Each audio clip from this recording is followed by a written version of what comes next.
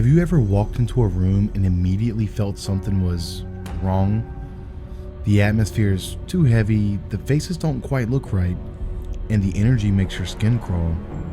Now, imagine walking into a wedding like that. A wedding where the bride and groom, the guest, the entire crowd aren't human at all. This isn't the plot of a horror movie. This is the chilling story of Nora, a woman once known as the Beyoncé of Kuwait. Nora wasn't just a singer, she was a star. In Kuwait, she and her band were the highlight of weddings. Families would pay her to come and perform, and her voice had the kind of magic that made guests cry, cheer, and dance all night. Being invited to a wedding with Nora performing was like a guarantee the night would be unforgettable. But one performance would change her forever and leave her haunted. It all began with a phone call late one evening.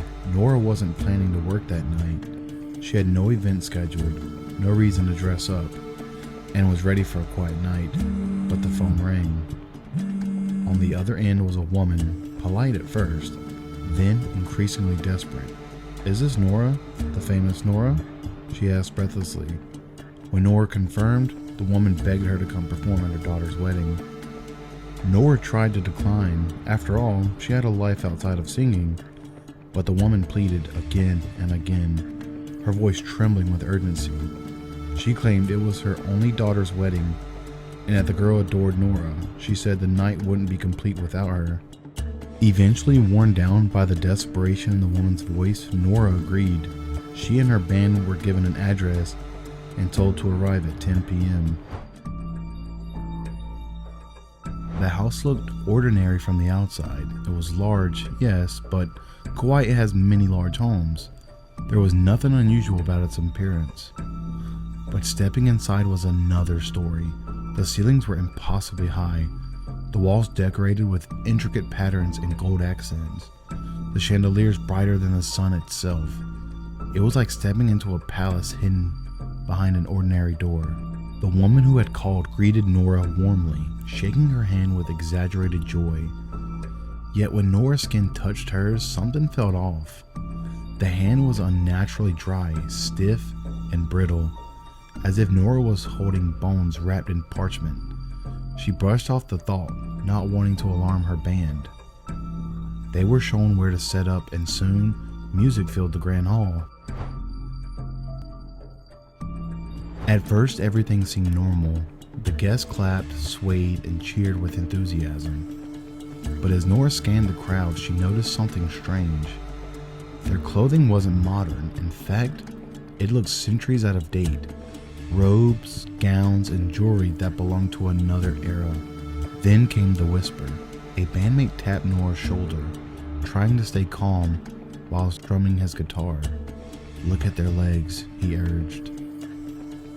At first she thought he was joking, but when her eyes dropped, her breath caught her in her throat.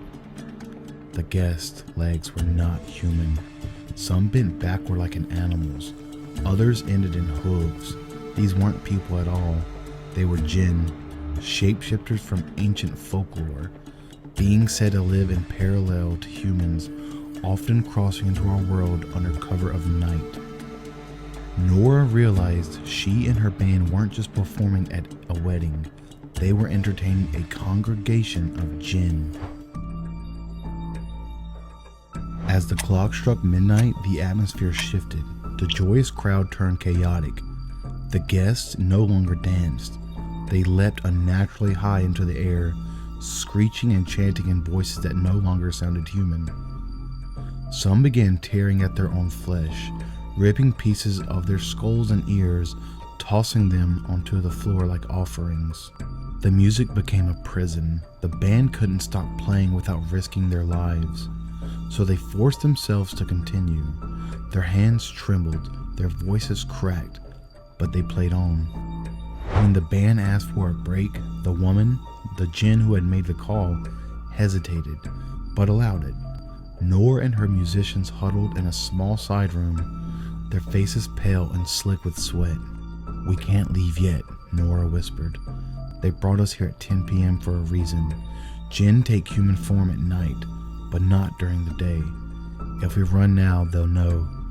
We have to stall until sunrise. It was the only plan they had. So back they went, picking up their instruments once more. Hours passed like an eternity. The jinn grew wilder, the hall darker.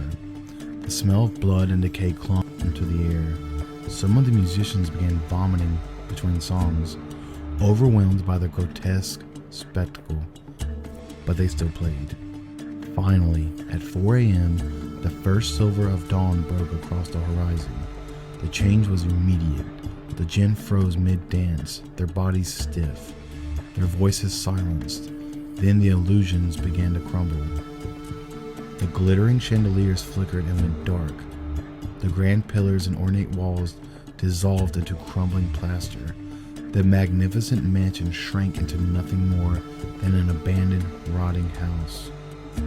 The entire performance had taken place inside an illusion. Nora and her band seized the moment. Instruments abandoned, they bolted through collapsing hallways and out into the street. The house behind them stood empty, broken and lifeless, just as it had been for decades. They ran until their lungs burned, terrified of being followed.